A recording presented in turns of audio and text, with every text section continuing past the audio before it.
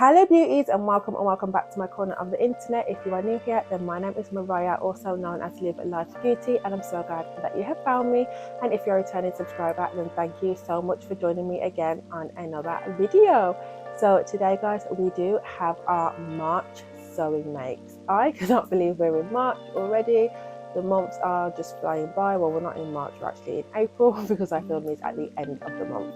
So here we go guys, what have I managed to accomplish in the month of March? Continuing with the theme of every other month, we only have one sewing project, and you guessed it, if you are a continuous watcher, then it is this dress. So I did complete this bodycon dress in the month of March, which I do have a dedicated video to, which I will put on the screen. I think it will either be here or here, that you can go and watch, and it'll probably be at the end screen. So I did have a lot of patterns batch cut that I really hoped that I would get to this month, but it just was not possible guys. But what I did get done was a lot of mending projects. So I do say a lot of mending projects, but there was 3, and for me I feel like that was really good.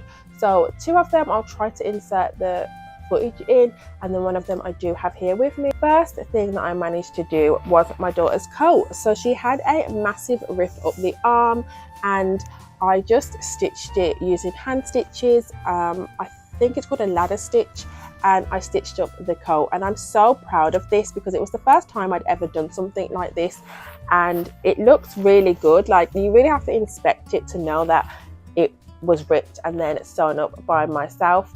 And then a week later she came to me with the other side ripped up. Now I was diligent to make sure that it wasn't the side that I'd already sewn up, and it's not, because where I sewed it up myself I did have like some bobbling where I didn't really know how to tie off the loop on the inside.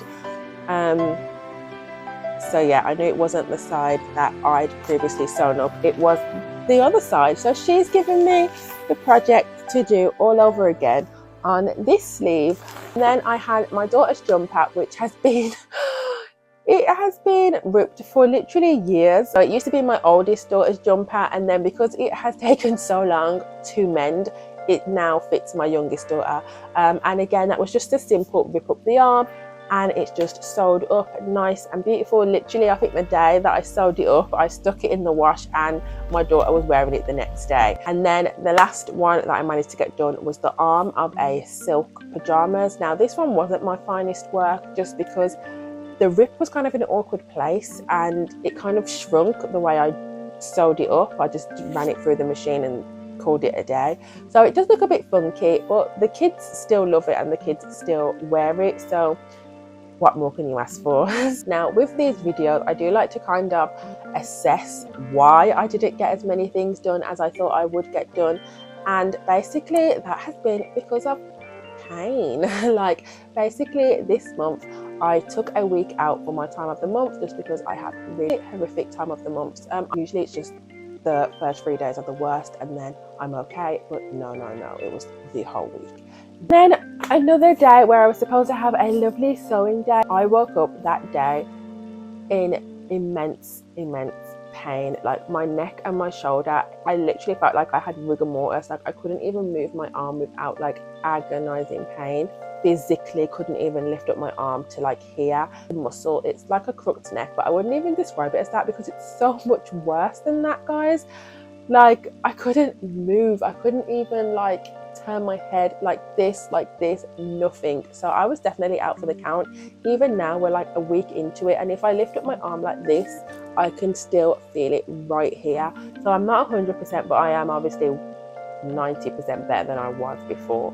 So yeah guys, that is why I haven't been able to do any major big sewing projects. I'm still really happy that I've continued to get some things done every month from my sewing machine, and you know, if you really round it out, by the end of the year I'll have 12 new items to show you guys, which is great for my first year of sewing. I don't want to jinx myself by saying those famous words of, you know, I'm hoping to have more done and more to show you next month, because you never know how the months are going to go. Next month we have Easter, the kids are off for 2 whole weeks and we have 3 birthdays in that month.